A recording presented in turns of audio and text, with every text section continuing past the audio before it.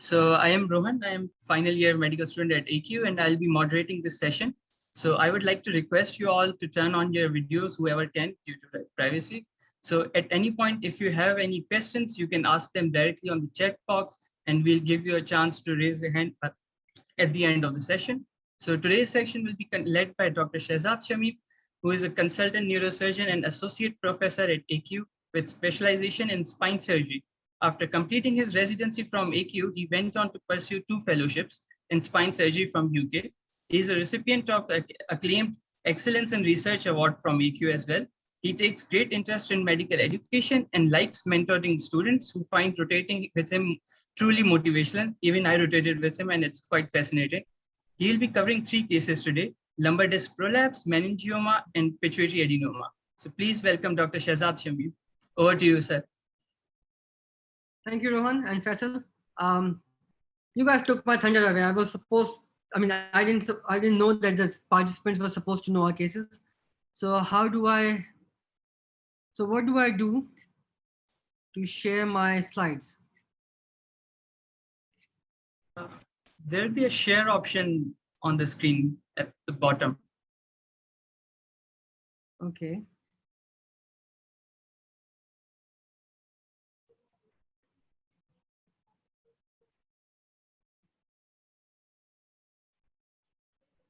Yeah. Wonderful. So can everybody see my screen? Yes, sir. Yes, sir, we can. Great.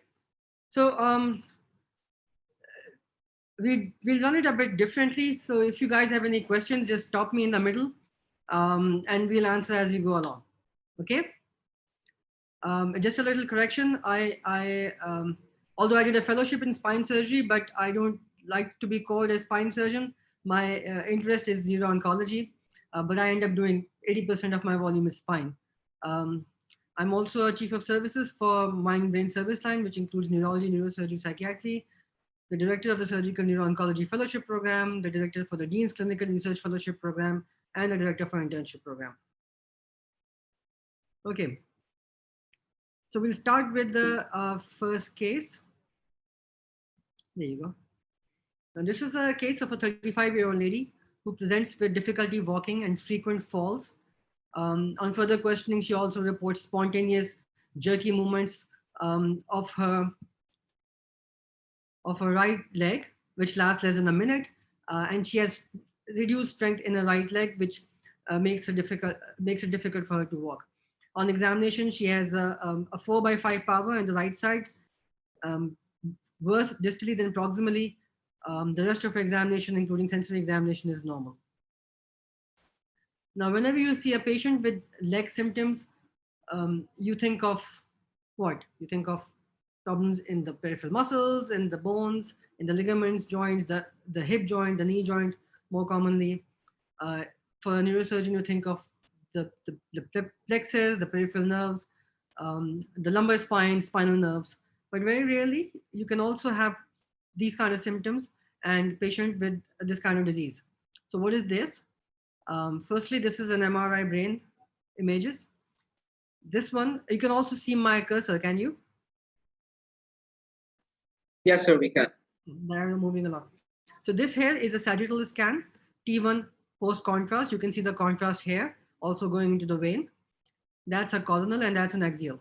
And you see this lesion here, which is well circumscribed. It's homogeneously enhancing, so it's enhancing all around. Looks as if it's not coming from the brain. It's coming from outside the brain, probably attached to the dura mater on the top and putting pressure on the brain underneath. Now, this is what a classical extra-axial lesion like. And the commonest extra-axial lesion that you see are meningiomas. So this is what we call a falcine meningioma or parasagittal meningioma. Parasagittal because it's involving the superior sagittal sinus, and falcine because it's involving the falx cerebri. And if you notice here, and if you remember your first year anatomy sessions, there's something called a motor homunculus. A somatosensory homunculus is the motor homunculus. This is how the body is topographically represented on the cortex. And this was discovered many, many years ago. but still holds true. And the more we understood it, the more we realized that the genius of the person who discovered this. The human body has a topographic representation on the human cortex, and certain parts of the body um, are localized in certain parts of the brain. It's simpler for motor functions and sensory functions. It's a lot more complex when several functions, when several parts of the brain are involved. Something like a speech or hearing or vision. But it's very specific for motor function. And if you remember, there's a central sulcus. This is the precentral cortex. That's a postcentral cortex. Um, and the precentral cortex is typically the motor cortex. Um, and if we go back to the first slide, that tumor is pushing this part of the brain, right? And that's the part that supplies the legs, the knees, the foot, etc. And it's interesting that the topographic representation of the human body on the brain is not according to the size of the organ. You can see that the trunk and hips occupy a very small part of the brain, but it's according to the complexity of the function of the organ. The human hand occupies the largest area on the brain, the face, the tongue.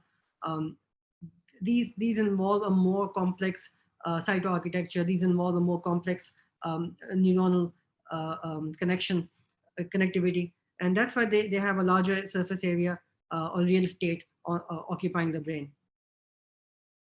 And mind it, this is premotor cortex. So this is prime time real estate. This is like the sin club of the brain. And this isn't, as I said, it's an extra-axial lesion, so it's pushing the brain. It's not involving the brain. It usually comes from the dura. It actually comes from the electrode capsules, which are part of the dura mater, and it also involves part of the dura. So you can see the enhancing pattern is not just restricted to the tumor, but also involving parts of the dura mater across the tumor. And this is what is called a dural tail sign. It's very specific for meningiomas.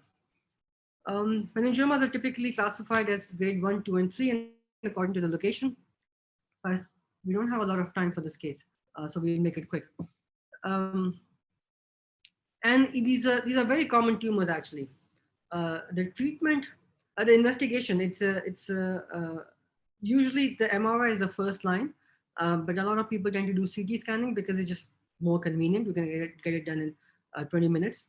It's cheaper, but it doesn't give you a lot of information apart from the fact that it shows that there's a tumor in the brain. For more information, you need an MRI, and what you want to see is the location of the tumor and also the adjacent structures. Here, it's involving the superior sagittal sinus, which makes it a little complex, the operation itself. But otherwise, the treatment for these kind of tumors is, unless they're very small and not symptomatic, the treatment is almost always surgery. And the goal of surgery is to excise the entire tumor as well as parts of the, hang on, my chai is here. Thank you. So as well as the dura mater that is involved by the tumor. We see a lot of these meningiomas. In fact, I did just one this week. We're doing one tomorrow. We do around 3 or 4 meningiomas almost every week. So around 100 plus meningiomas every year. And these are some of our cases. So remember, for all neurological and neurosurgical pathologies, when you see a patient in the clinic or in the emergency room, you listen to the history, you do examination, you have to answer 2 questions. Where is the lesion? That's the first question. And then what is the lesion? So as you saw in this case, just by the history, you can tell where the tumor is. The other things which help you in the history is the duration of the symptoms. Now, this lady had symptoms for months. They were gradually worsening, so you can tell it's a slow-growing lesion. If the lady had a sudden onset, acute onset of symptoms, you would have thought more in terms of a vascular lesion, such as a brain hemorrhage or a stroke or infarction, ischemia. But since this was more gradual in onset, you think of a slow-growing lesion like a tumor. Also, this is young female, which for a lot of reasons are more likely to have meningiomas than males. We'll go to other cases. Now this, again, a young female presents with the occasional problems with the speech. One more thing, I'm sorry. If you go back to the history, the patient also had spontaneous movements of the right leg lasting less than a minute. Can anybody volunteer and guess what this might be?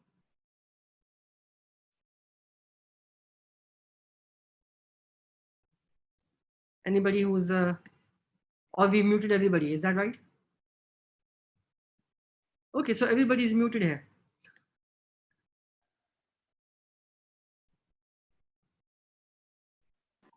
Sir, Okay. we could We've ask. muted the part.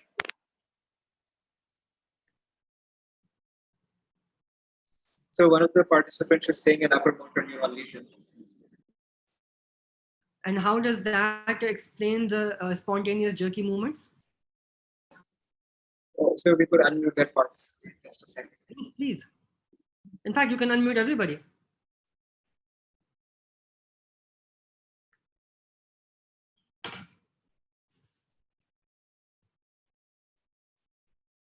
Well, upper motor neuron lesion, yes, but the certain, no, but so if this was because of the lesion, which if I understand you correctly, you're implying that it's a damage to the brain. This wouldn't be occasional, right? So occasional movements favor more of a diagnosis of a focal seizure rather than anything else. So these are essentially focal seizures that the patient was having, and that's a true case.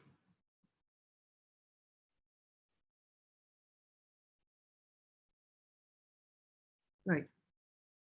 So again, this patient had periodic difficulty in speaking. So she would complain that kabhi bolte bolte achanak se she would lose her speech, right? And her family had noticed that her comprehension was getting worse. Her speech was getting more slow. She was having difficulty looking for words, what she wanted to say.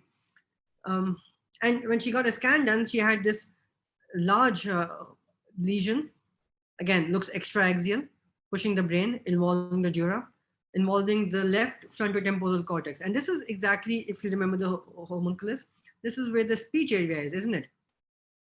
So this is where the tumor was, and that's where the speech area is. A little far behind is the Wernicke's area right here at the angular gyrus. That's the angular gyrus. And this is where the the Broca's area is.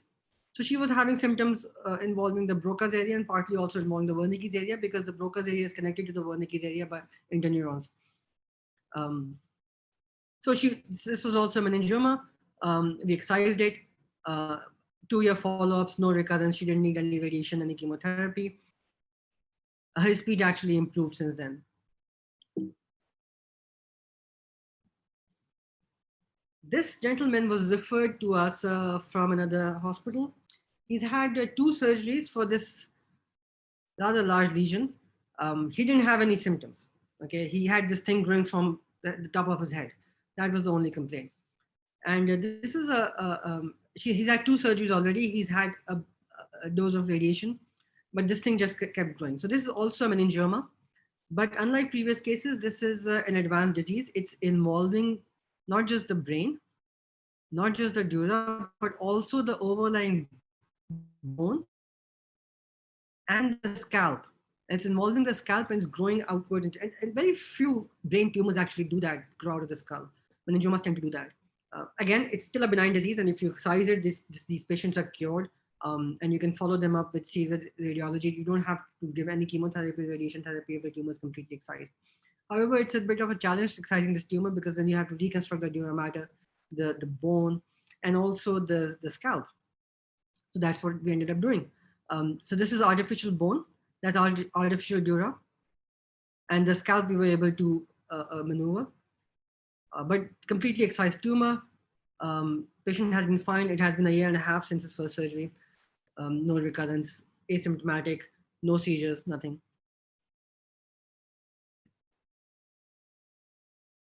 This is what a meningioma would look like on a CT scan. It's hyperdense on a CT scan, but as I said, CT scan gives you a clue. It's not the diagnosis, and you always need to have more tests done. Okay, this is one of my earlier patients when I became a consultant. This was 2011. Yeah, so 10 years ago. And this lady, youngish, she was 38. Oh, 38. She was 38-year-old. She presented to the urology clinic because she couldn't control her urine. So she had incontinence, and there were no other symptoms. But when we did talk to the family, it turned out that the family said that she's over the last few years she's been excessively happy. She's always happy. There were some personality changes, but nobody complains when your family member is happy, right? Nobody takes them to the doctor because they're happy. So she was excessively happy, and nobody noticed that she had this big tumor growing in her brain. Again, of falcine meningioma, but involving both the hemispheres. And why did she have urinary incontinence? Because these bifrontal lesions tend to do that. So behavioral changes, personality changes, seizures, headaches, visual impairment because of raised ICP, and also bladder bowel incontinence. And these are her post-op scans. Again, surgery is the first line of management for these tumors. There's no role of chemotherapy or radiation. That's again a follow-up MRI scan. We've been following her up for the last 10 years. She still has had no recurrence. She's married, has 2 children, and she's still very happy. So these are pathology slides of 2 different types of tumors. It tells you the difference between an extraaxial tumor and an intraaxial tumor. This is an extraaxial tumor, like a meningioma. It's coming from the fox. You see, it's just pushing the brain. It's not involving the brain. So you can excise the entire tumor without damaging the brain at all. And that's why these tumors tend to have excellent outcomes, even though they're sometimes very big at presentation. And you're able to go around the tumor, excise the entire tumor. So very little risk of recurrence if you manage to get the margins and you're able to take out the entire tumor. On the other hand, the intraaxial tumors, which are incidentally more common, tend to involve the brain itself. So you can't separate it from the brain. And the more you try to excise them, the more brain tissue you end up damaging. So you have to sometimes limit your dissection in order to be safe. So you see here the tumors involving the internal capsule and the deep white matter. And there's just no way of excising the tumor completely without damaging the internal capsule and the thalamus. And the commonest example are gliomas. So this is another patient. If you remember the first case, this is also involving, it's very close to the Broca's area. It's involving the face area, if you remember the motor homunculus. And this case I did last month. This is a young boy, maybe in his 20s, who complained of कि मैं बोलता हूँ तो बोलते बोलते मेरे मुंह बंद हो जाता है, right? मैं खाना खा रहा होता हूँ, मेरा मुंह बंद हो जाता है और मेरी सुनता नहीं है मेरा मुंह. And he was seen by an ENT, referred to us, and sure enough, he was found to have an intraaxial tumor, a glioma, involving the motor cortex, the face area, to be more specific. Now, unlike meningiomas, which you can safely excise under a microscope because you can separate it out from the brain, these kind of tumors are difficult to excise because the more you try to remove these tumors, the more likely you are to damage brain. However, for slow-growing gliomas, the brain tends to shift the vital structures. And it's a very interesting phenomena wherein for slow-growing tumors, so if you map this patient's cortex, you will find that the face area is close to the tumor, but not where the face area is supposed to be. It may just be behind the tumor, just be inferior to the tumor, but it would have shifted itself over the period of time as the tumor was growing and occupying its own space. So to be able to excise these tumors safely, you have to do a take them to the OR and just take the tumor out. And you need to do certain special kind of MRI scans. And the what we do is called a functional MRI scan or a tractography. A tractography is an MRI scan where you can see the white matter tracks or the gray matter tracks going downwards.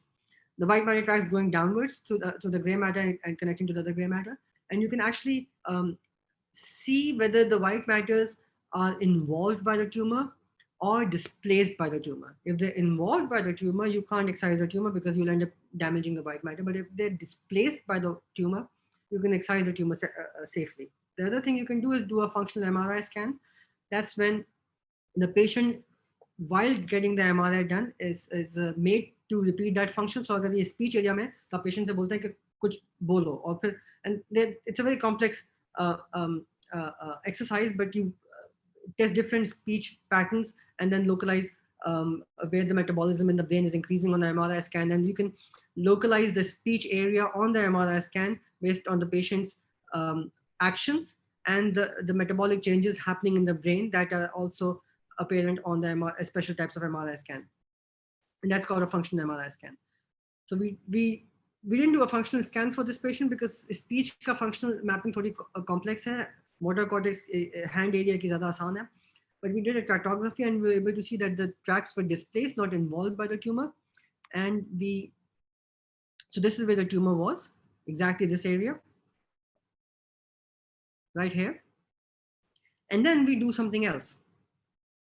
We do what we call an awake craniotomy. So the patient is awake, talking, and somebody's talking to the patient to make sure that we can monitor the patient's functions while we're operating on the brain. And then we stimulate parts of the brain to see which function is affected. So जैसे ये red part है first current tumor, हमने ये सारा area stimulate किया, and we were able to see कि भाई यहाँ पे stimulate करने से patient की speech affect हो रही है, यहाँ से यहाँ पे stimulate करने से patient का hand function affect हो रहा है, right? This is called brain mapping. So you map all the vital structures around the tumor, and you know कि यार ये सब area जो है ना ये important है, इसको हम हाथ नहीं लगा सकते because इससे speech affect होगी, ऐसे hand affect होगा. ये area है जो है इसको stimulate करने से patient को कोई problems नहीं हो रहे हैं, तो हम ये part exercise कर सकते हैं. So this is what we did on this patient, apart from tractography, and then we excised the tumor. This is not my patient's photograph. This is from Google, so no credits to me here. And this is something else we use in the surgery. This is called neuronavigation. That's where we do an MRI and use it intraoperatively to guide us during surgery के कौन से vital structure कहाँ पे. So it's basically, well, you know, everybody knows what a navigation is. This is basically brain navigation that we use intra. The surgery के बीच में we can point at different parts of the brain, and it shows us exactly on the MRI where we are inside the skull. So that allows us to be more precise and to be more focused. So we stay away from vital structures. Here you can see this is an MRI navigation using tractography, intra tractography. So this is, you can see the white matter tracks ahead of the tumor and around the tumor. So you know that you're staying away from the tracks. So this coupled with the awake brain mapping gives you a greater chance of excising the entire tumor without harming the patient. And that's exactly what we did. We also use a very high powered microscope. This is not a tumor case, it's an aneurysm, and this large structure that you see here is the optic nerve. So good news for anybody who wins today's quiz, because you'll be able to come to the OR and see all of these by yourself. We'll get scrubbed in and you'll be able to see under the microscope. Hopefully we'll be able to show an optic nerve. So that's the optic nerve, and that's the internal carotid artery. That's an aneurysm coming from the internal carotid artery. So that just gives you an idea at what magnification we use these microscopes when you're operating. And sometimes we use other structure, other modalities. So this is a special type of dye and a special function in the microscope, which so intraoperative sometimes it's difficult to differentiate a tumor from the normal brain. So what this dye does, it goes directly to the tumor, and the tumor's looks differently under the microscope than the normal brain. So ये जहाँ जहाँ green है, that's all the tumor. ठीक है, इस खास तरह का लेंस होता है माइक्रोस्कोप में, that tells you कि यहाँ पे brain कौन सा tumor कौन सा है. So that's another thing we use in trauma. See, so this is all tumor and that's brain. So ये बचाना है और ये exercise करना है. And that's a post-operative scan of the same patient. We do an immediate post-operative scan within 24 hours to see if tumor is size. And then you can see that despite the tumor being a very, very important part of the brain, we were able to examine the entire, and the patient had no deficit. Surgery के बीच में भी बातें करता था, बाद में भी बातें करता था. Because it's a small craniotomy, a small tumor, patient went home the next day. The pathology showed this is a low-grade glioma, so patient does not need any radiation or chemotherapy. Right, so that was case 1 for meningiomas. Kitna time hua? Yeah, plenty of time. So this is case 2. This is a 45-year-old male. And any questions about meningiomas and cranial surgery?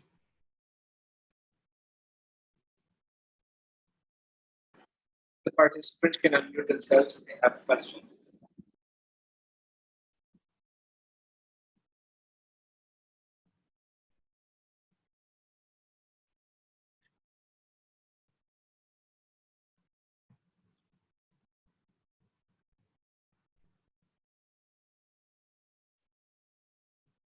No questions? Don't think so, sir. We can take them at the end. Okay. So that's case 2. This is a 45-year-old male with who presented with the gradually worsening headaches, double vision, and gradually worsening peripheral vision. On examination, he had bitemporal hemianopia and also the weakness of the right, third, fourth, and sixth nerves. Okay, so how would you explain these this examination and these symptoms? So again, 2 questions: where is the lesion? What is the lesion? So where is the lesion?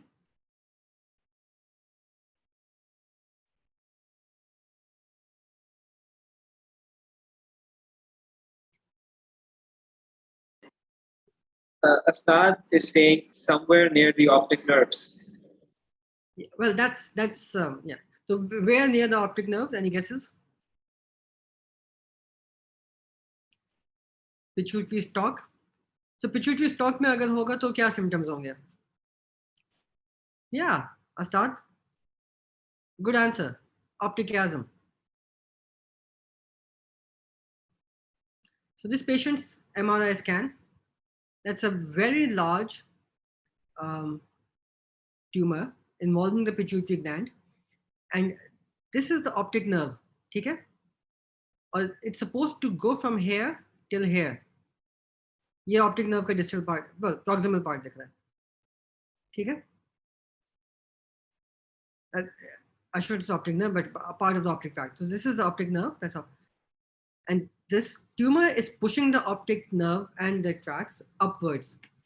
ये पूरा यहाँ से यहाँ push हुआ हुआ है. It's supposed to have been here. And it's arising from where the pituitary usually is. It's going inside the sphenoid sinus. So that's what a pituitary adenoma looks like. This is a very large adenoma. Usually इतने बड़े आते नहीं, हमारे पास छोटे-छोटे से आते हैं. Again, benign disease, slow growing. And how does it explain the third, fourth, and sixth nerve weakness?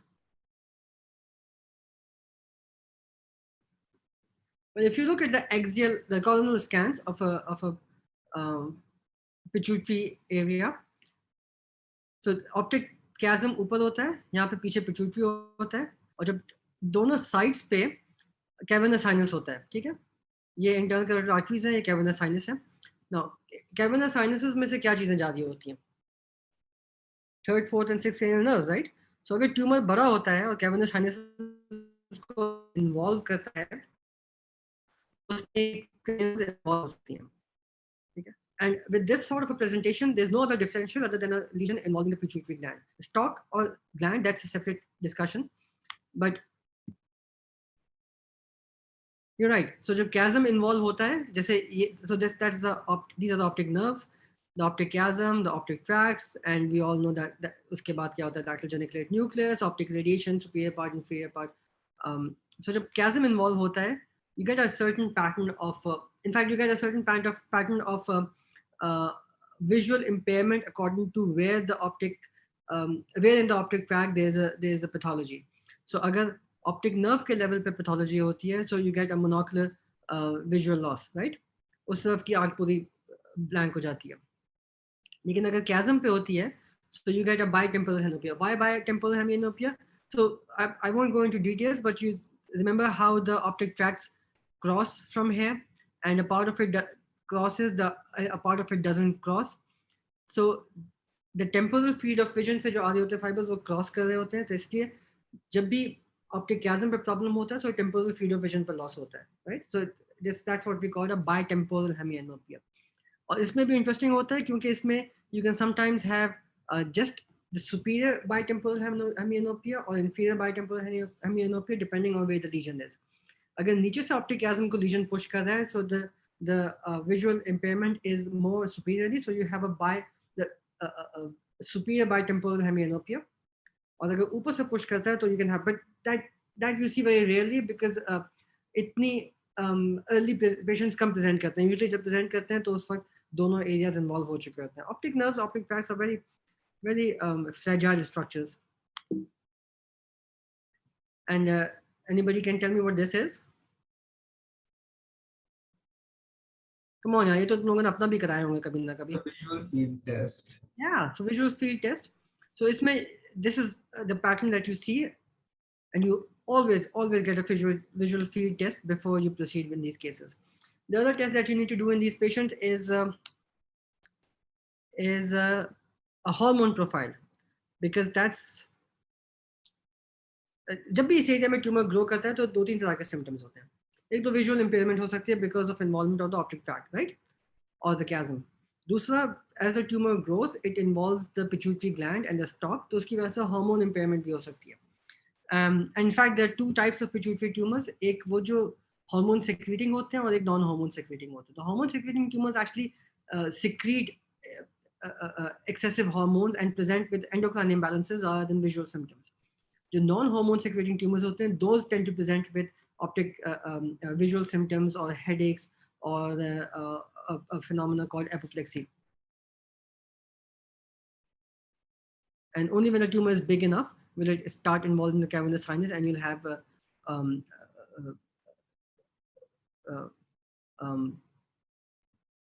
diplopia or extraocular movement key restrictions. Right, so this patient had a large pituitary adenoma. The first line of treatment, if it's a non-secreting adenoma, is that you excise it. The way we do it is through the nose. So we use either an endoscope or a microscope, and we do what we call a transsphenoidal tumor dissection. That's the sphenoid sinus right here, okay? And that's the cella जहाँ से tumour grow कर रहा है. इतना बड़ा tumour होता है तो स्फीनोइड साइनस को इन्वॉल्व करता है और सेला को की जो बोन होती है उसको या तो थिन आउट कर देता है या बिल्कुल ख़त्म भी कर देता है. जैसे इस पेशेंट में यहाँ पे कोई सेलर की बोन बची नहीं थी, पूरा ट्यूमर स्फीनोइड साइनस के अंदर आया हुआ था, ठीक है. So we go through the nose, go in, that's the anterior wall of the sphenoid. We take down the anterior wall, go inside the sphenoid sinus, and then take out the tumor slowly until we are able to identify the pituitary stalk and the gland. We don't try to look for the optic chiasms, but as soon as we see the diaphragma cella, it means that the tumor is free from the chiasm. Again, very safe surgery. Although, however, if you're very aggressive, you can damage either the stalk or the blood supply to the stalk, and the patient can have endocrine imbalances after the surgery. Again, we also use the navigation in these cases to help us localize exactly where we want to go. This is what it looks like. And this is the anatomy of the cella when you go from the nose. To be honest, you only see this kind of an anatomy when you're operating on a cadaver, not in real life patients. But this part of the structures we're able to see every time we access the cella. And this lady I operated, well, maybe around 8 years ago. I'm still following her up. She had a little bit of a residual tumor in the sphenoid sinus that I couldn't see because it was out of my sight of vision, because endoscope, your microscope aapka यूं जाता है. But here you can see the optic nerve is free. That's the pituitary stalk and the pituitary gland. The stalk and gland are also free. And that's her. I think the last I saw her was a couple of years ago. So that's a 5-year follow-ups and still no recurrence. Or you do residual tumor, this hasn't also grown. So meningioma surgery, glioma surgery, and pituitary surgeries are few of the commonest cranial surgeries we do. This is our case 3. Okay, any questions for case 2? Sir, I have a question. Can you hear me? Yes, I can hear you. Yeah. So, sir, you mentioned how some pituitary adenomas cause hypersecretion of hormones and some do not. So, histologically, what is the difference between them? As in, like, what kind of cells proliferate in either of them? Yeah, so histologically, there are 3 types of pituitary cells, if I remember my basic science correctly. एक acidophilic होते हैं, एक basophilic होते हैं, और एक mixed होते हैं. And but this is the older histological classification जो हम पहले करते थे. और usually जो growth hormone secreting tumors होते हैं वो acidophilic होते हैं, जो Cushing's होते हैं, we don't no longer do that. अब जो और चीज़ें आप कर सकते हैं वो उनके molecular studies भी कर सकते हैं. However, even that is उसकी भी जो value है, it's only research based. Histologically, what you want to see on the in the pathology is whether this is a pituitary adenoma or not. ठीक है? Baki, whether it's hormone secreting or not is diagnosed by virtue of doing a hormone profile before the surgery. So if the patient has signs and symptoms of acromegaly, if the patient has increased serum growth hormone levels, increased serum IGF-1 levels, increased blood sugar levels, you know this is a growth hormone secreting tumor, you treat it surgically, you can use some of the medication that we use for growth hormone like tumors. Same goes for Cushing's. There's the other common type of tumors we see, hormone secreting tumors. जो सबसे important इसमें diagnosis होता है वो होता है prolactinomas. So prolactin secreting tumors. The reason for that is these are the only pituitary tumors that you don't need to operate to cure, because in tumors को आप chemically cure कर सकते हैं by using bromocriptine and newer medications जो affect करती हैं उसको. So before any pituitary surgery, you do a complete hormone profile for pituitary tumors.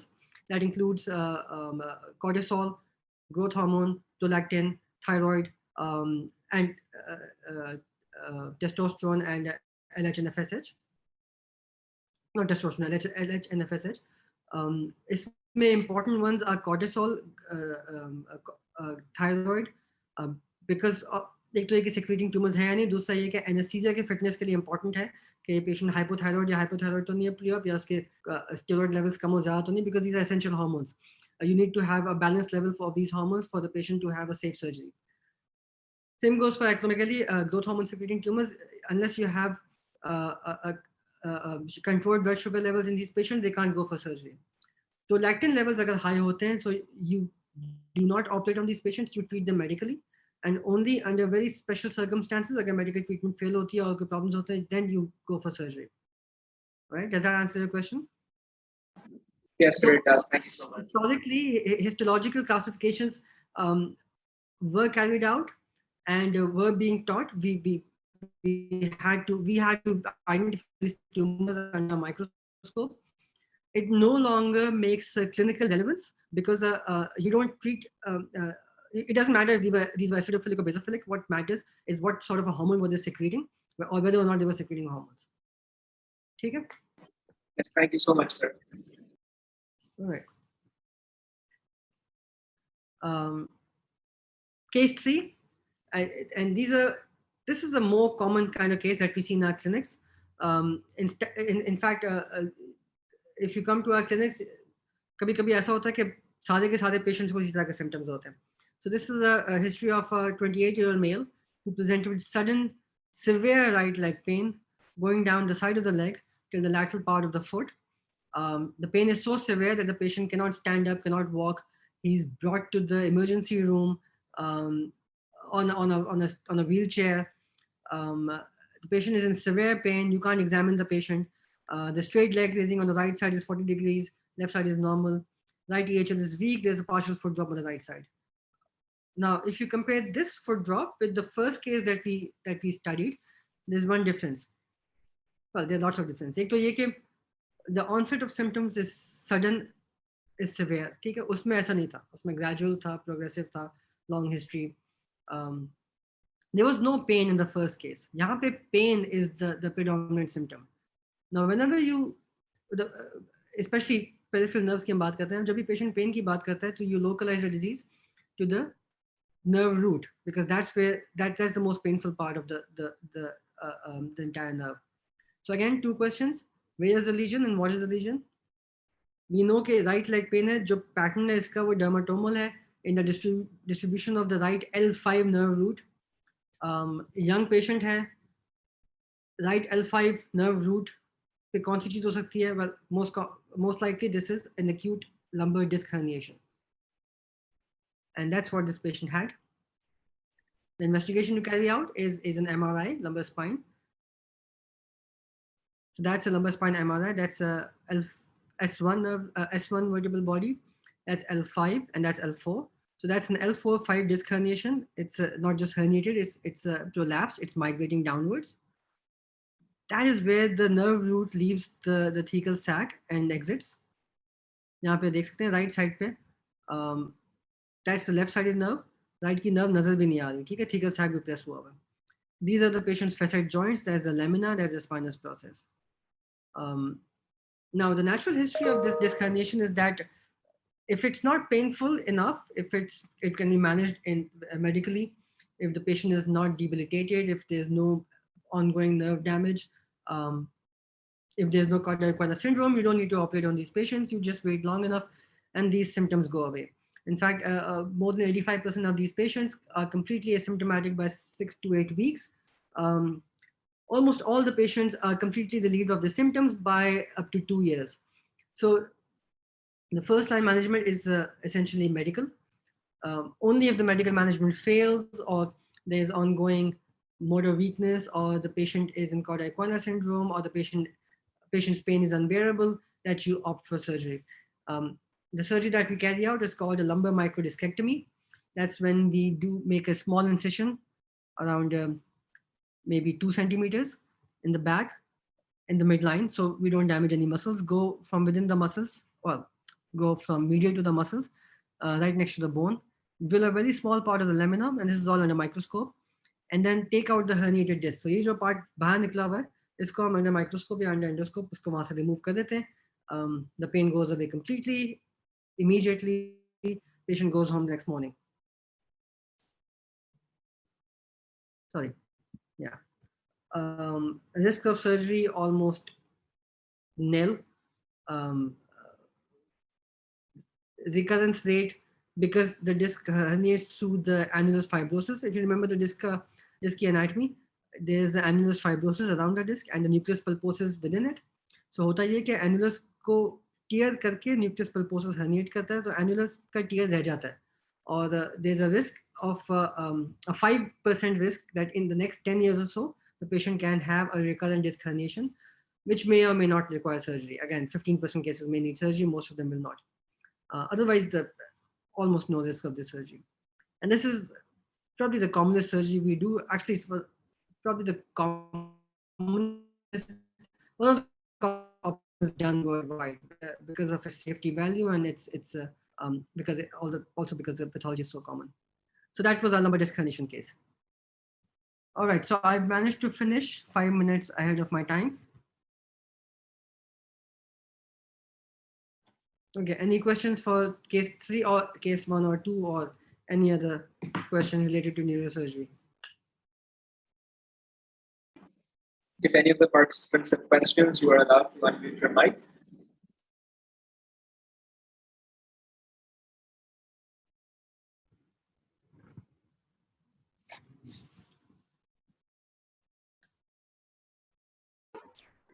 Sir, so I had a question. I think this was in case 2, that there was a tumor which was extracranial and there was one which was within the parenchyma of the brain. So in that we discussed that if we remove the tumor which is extracranial, that outside the brain, that would cause complete recovery. But does the brain rebound to its, yes, exactly this one. Does the brain parenchyma rebound to its original position, or is there still some compression there? What happens post-operatively? ये देखो ना, ये था tumor. It's bigger than a tennis ball. Yeah, bigger than a baseball. And this is 2-year follow-up. So the brain, and the brain has this unique biomechanical property of adjusting itself according to any mass that starts occupying the skull, as long as the growth is slow. अगर इसी size का acute brain hemorrhage होता तो patient would have died. लेकिन चूंकि tumor slow growing था, it took maybe several years to get to this size. The brain was able to adjust itself to this growing mass, and only when it wasn't able to adjust that the patient started having symptoms. The other thing is the reason why this tumor had a delayed presentation, because it's occupying the part of the brain जहाँ पे इतना vital functions नहीं होते. It's involving the frontal lobes. अगर इसी size का tumor parietal होता या तो patient बहुत जल्दी present करता because of the symptoms. Yes. On the other hand, this tumor,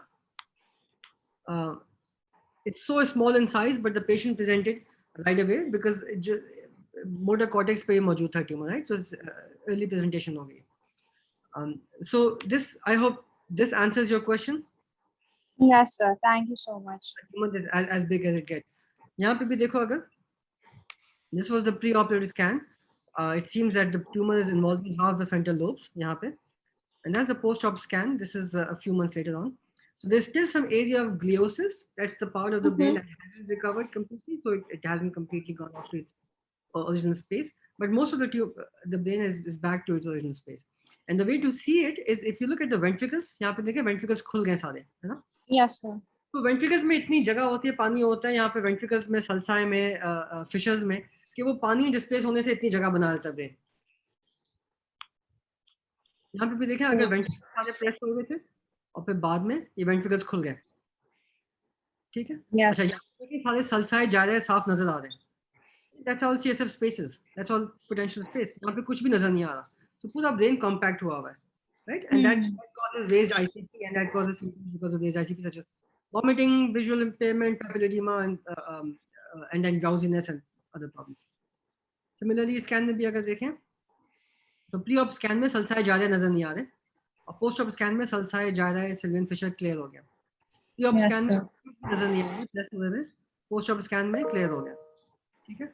और पीछे देखते हैं, large tumor, the ventricles are all compressed, sulci, gyri, fissures are not visible at all. Okay, post-op scan, brain is back to its original space, ventricles are back to its original size, and all the fissures are visible. दूसरी चीज, you know what this is? That's what we call a midline shift. ठीक है? Yes, if you draw a straight line, the brain is pushed on the other side.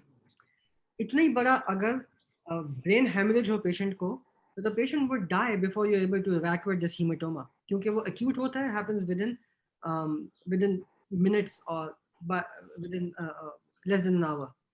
Because the tumor in this case was slowly growing, the brain was able to adapt to the growing mass and was able to adjust to accommodate the growing mass. Okay, thank you so much, sir. This really helps. Assalamualaikum, sir. I have a question. Sir, वो जो आपने slide दिखाई थी, उसमें there were some patches जिसपे 1, 2, 3 numbers लिखी हुई थी. उसमें you mentioned कि stimuli देके हम check करते हैं कि कौन सा area काम कर रहा है, कौन सा नहीं. Sir, how exactly do you give stimulus to those cases? ये वाली. Yeah, so we use what we call Penfield stimulator, Penfield because actually हम पेन फीड वाला यूज नहीं करते, बट खैर एक पेन फीड भी आता है और एक और भी तरह के आते हैं. Essentially use a cortical stimulator, ठीक है. And that's basically a two pronged metallic structure जिसके बीच में माइक्रोवोल्ट्स में करंट फ्लो करता है. And we start giving electrical currents to parts of the brain because उसके प्रोंग्स होते हैं, तो उस प्रोंग से बाहर नहीं फ्लो करता है, उसके बीच में करता है, लाइक अ बाइपोलर. और वी स्टार्ट विद 2 माइक्रो मिलीवोल्ट्स और फिर अप टू 5 मिलीवोल्ट्स जाते हैं और एरियाज को स्टिमुलेट करके देखते हैं कि वो अगर अगर हम हैंड एरिया पे स्टिमुलेट करते हैं तो पेशेंट को टेम्परेरी हैंड वीकनेस शुरू हो जाती है. या अगर मोटर हैंड एरिया पे करते हैं, अगर सेंसरी हैंड एरिया पे करते हैं तो पेशेंट को हाथ में अजीब सेंसेशंस होनी शुरू होती हैं. स्पीच एरिया पे करते हैं तो पेशेंट की स्पीच स्लर होनी शुरू हो जाती है. एक्चुअली स्पीच का तो और भी कॉम्प्लेक्स है. स्पीच पे कर रहे होते हैं तो पेशेंट को ना हम according to different speech connections different चीज़ें स्टडी कर रहे होते हैं. तो पेशेंट से हम कोई आदमी पेशेंट को बैठा हुआ ना उसके साथ बातें कर रहा होता है, उसको पिक्चर्स दिखा रहा होता है तो पिक्चर आइडेंटिफिकेशन देख कर हो रही होती है, रीडिंग हो रही होती है, स्पीच फ्लुएंसी हो रही होती है, मेमोरी चेक कर रहे होते हैं. ये सारी चीज़ें हम check whole protocol for it. और उसके हिसाब से देखते हैं कि कौन सा फंक्शन स्टिमुलेशन की वजह से अफेक्ट हो रहा है.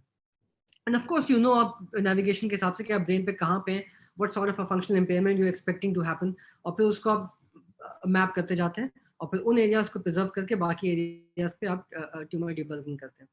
तो एक हम कॉर्टिकल मैपिंग भी करते हैं, एक हम वाइट मैटर डीप मैपिंग भी करते हैं. तो जब ट्यूमर निकाल के भी हम वाइट मैटर ट्रैक्स को भी स्टिमुलेट करके देखते हैं. उससे भी आपको आइडिया होता है कि कौन सा एरिया है, कौन से फाइबर्स है, उसको प्रोटेक्ट करना है या नहीं करना है. That makes sense. Thank Actually pretty cool if you guys can see this in the OR. Sir, I also have a question. देखी होंगी. So you know there are videos जिसमें के पेशेंट्स जो म्यूजिशियंस हैं विद ब्रेन ट्यूमर, उनको OR में आपने guitar दिया हुआ है, गिटार बजा रहे हैं और उसके ऊपर कोई ऑपरेट कर रहे हैं. Because you know playing a guitar is such a complex function. It not just involves motor stimulus but comprehension and इतनी ज़्यादा connectivity इसमें involved है कि आप उसको मैप नहीं कर सकते ऐसे unless the patient is doing that. तो म्यूजिशियंस को कुछ लोगों ने ऑपरेट करते हुए ये किया है कि वो कोई वायलिन बजा रहा है और आप सर्जरी कर रहे हैं उसकी, कोई गिटार बजा रहा है सर्जरी कर रहे हैं उसकी. We haven't done it because unfortunately we haven't had a patient, a musician patient with a brain tumor. Although there's no rocket science in doing it, it's a pretty straightforward thing. We think a more difficult thing to do is to operate on a tennis player who's playing tennis. But yeah. That was a joke. You were supposed to laugh. Yes. Okay. I think Seher had a question. Yeah. So a patient presenting with lumbar disc prolapse, would that patient also have increased risk for a prolapse at any other position in the spine, for example, cervical spine? And would we follow that patient in order to pick that up beforehand? Right. Excellent question. Actually, all of your questions have been very good so far. इसमें कुछ disc herniation ऐसी होती हैं जो कि ना बिल्कुल random होती हैं और उन पेशेंट्स का आप स्पाइन देखें तो वो कम्प्लीटली नॉर्मल स्पाइन होती है, कोई और प्रॉब्लम नहीं होती है उसमें, बस वो किस्मत ख़राब है क्या है, इसने बेंडिंग फॉरवर्ड कोई वेट उठाया, wrong posture and there is an acute disc prolapse, उसकी वजह से प्रॉब्लम हो गई. But most of the times more commonly what you see is कि उन्हीं लोगों में डिस्क प्रोलैप्स होती है जिनमें कोई प्रॉब्लम होती है पहले से. So this young patient, for example, अगर इसके facet joints देखें तो देखें asymmetry facet joints में. So इस patient को underlying degenerative spine disease है despite his age. ठीक है? There is some facet hypertrophy. Facet joints usually ऐसे नहीं दिखते. This rotation of this facet joint normally ऐसे नहीं होता, ये rotated भी है इसी साइड पर. इसके facet joints इतना hypertrophy नहीं है कि lamina छोटी रह गई है. यहाँ पे भी देखें तो this is what a normal disc would look like. It's well hydrated. ये white जो है is fluid. This is a T2 sagittal MRI scan. Black discs, these are dehydrated disc or degenerated disc. So these are not healthy discs to begin with.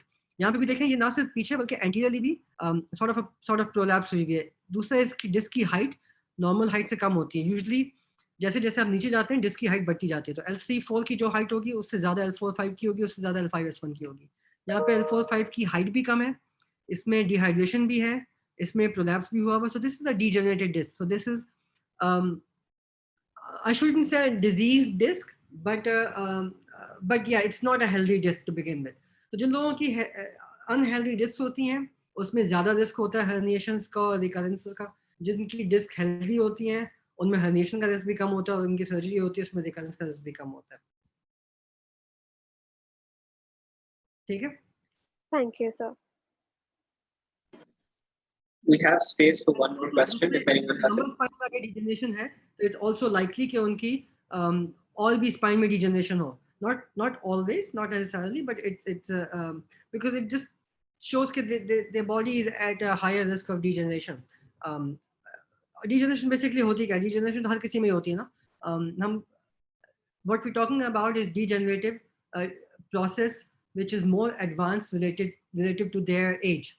So अगर यही spine मुझे किसी मेरी उम्र के आदमी में मिलेगी तो मैं बोलूँगा कि यार इतनी ठीक है उम्र के हिसाब से, लेकिन यही अगर किसी 20-25 साल के आदमी में मिलेगी तो आप कहेंगे कि it's degeneration more advanced for the patient's age. Okay. So it's like getting your hair white. Everybody will have white hair.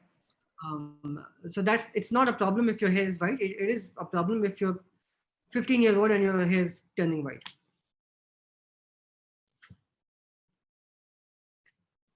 Okay. So I want to ask one question. So if someone has meningioma and there is hydrocephalus secondary to it, would we consider VP shunts as first line or the excision of tumor?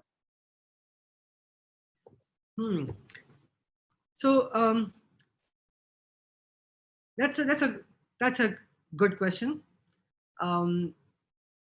For extraaxial tumors, if the patient has hydrocephalus, it's most likely an obstructive hydrocephalus, right? Now, there's lots and lots and lots of data. पहले ज़माने हम ये करते थे कि ना हम नहीं, हमसे पहले के लोग कि इन patients को shunt डाल देते थे तो hydrocephalus, because hydrocephalus is what can be a life-threatening situation. Shunt डाल के बहुत कुछ time के बाद फिर tumor operate कर देते हैं to allow the brain to sort of cool down, and then that is no longer recommended. Because we know कि extraaxial tumors हैं, अगर hydrocephalus हो रहा है तो it's obstructive hydrocephalus because of an obstructive mass inside the brain. And if you relieve the obstruction, the hydrocephalus will go away. Now, it's dangerous to operate on a tumor which is already with a very high intracranial pressure secondary to hydrocephalus. So what you do is instead of doing a VP shunt, which is a permanent CSF diversion, we do a temporary CSF diversion. You put in a drain, ठीक है? Just before the operation, surgery से पहले आपने drain डाली, उस drain से आपने hydrocephalus को relieve कर दिया, फिर आपने tumor excise किया सारा, और वो drain वहाँ पे छोड़ दी. Surgery के बाद, you can monitor the intraventricular pressure. Pressure खुद ही कम हो जाता है, आपने 1-2 दिन में drain निकाल दी, and scan repeat करते हैं तो hydrocephalus खत्म हो चुका होता है. So for extraaxial lesions with concomitant hydrocephalus, you don't need to do a permanent CSF diversion. You can do a temporary CSF diversion because the hydrocephalus will almost always relieve itself once the tumor has been removed. Thank you. And that's for like the extraaxial. And if we have any intraaxial, then it depends on the situations. Yeah, so intraaxial is more complex, but you're right. Intraaxial tumors में अगर तो mass effect की वजह से hydrocephalus है, तो वो तो relieve हो जाता है tumor निकालने से. लेकिन कई दफ़ा ऐसा होता है कि इंट्राएक्सियल ट्यूमर है, उसमें हाइड्रोसेफलस है, पर कई दफ़ा नहीं, कभी-कभी ऐसा होता है कि इंट्राएक्सियल ट्यूमर के साथ हाइड्रोसेफलस है, but not because of obstruction, so it's not an obstructive hydrocephalus, but it's because of leptomeningeal involvement of due to the tumor. So the tumor involves the leptomeninges, and if you remember the CSF pathways, they get absorbed through the erythroid pia spaces. और अगर में adhesions बन जाए तो हो जाती है वहाँ से. So even if you remove the obstruction, the CSF will not get absorbed and the patient will continue to have hydrocephalus. Even then, the recommendation is that you still first try a temporary CSF diversion. अगर उससे काम चल जाता है patient को बाद में हाइड्रोसेप्सिस नहीं होता तो फिर आपको जरूरत नहीं है उनको शंट करने की. But you don't put a shunt in every, because you know shunt से 2-3 प्रॉब्लम्स है ना. एक तो एक परमानेंट चीज आप बॉडी में डाल रहे हैं, इम्प्लांट डाल रहे हैं, उसके अपने प्रॉब्लम्स हैं, under drainage, over drainage, infection, so on. And also, in case of malignant diseases, if you're putting in a shunt, you're theoretically increasing the risk of peritoneal seeding from the tumor, जो brain के CSF pathways से होके shunt से होके body में जा सकता है, peritoneum में आ सकता है. Again, it's theoretical, but the idea is whenever you can avoid a shunt, you should. We see this more commonly in children because children are more likely to present with cerebellar tumors, posterior fossa tumors, either involving the fourth ventricle or the brainstem or the cerebellar hemisphere. और उनमें these are mostly intra-axial tumors, तो उसमें ज़्यादा ये question होता है कि आप shunt करें या ना करें, इसलिए कि adults में तो almost always you don't put a shunt in. So बच्चों में फिर the data suggests that almost more than half of the children do not require a long-term shunt placement despite an intra-axial tumor involving the posterior fossa. So it's no longer recommended to put a shunt in right away and then excise the tumor. Okay. Thank you.